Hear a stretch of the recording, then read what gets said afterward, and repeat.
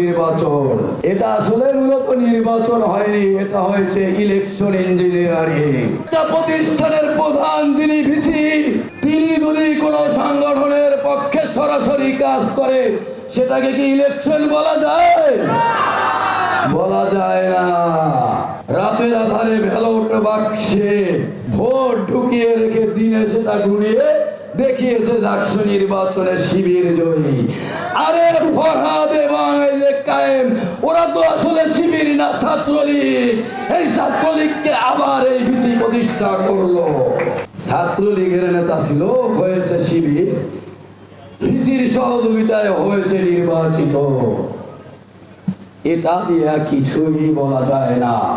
মাত্র 29,000 বা 30,000 ভোট। আর বাংলাদেশের ভোটার কত? আবার নির্বাচন পিছাতে চান, আসে নির্বাচনে আসে।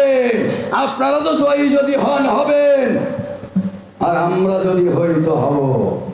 কিন্তু একটা কথা মনে রাখবেন, বাংলাদেশের জনগণকে শহীদ রাষ্ট্রপতি একটা মার্কা দিয়ে গেছে, যে মার্কার স্লোগানে আপনাদের মতন এরকম জামাত, শিবির, নাকশাস, ভাকশাস সব ফেসে যাবে।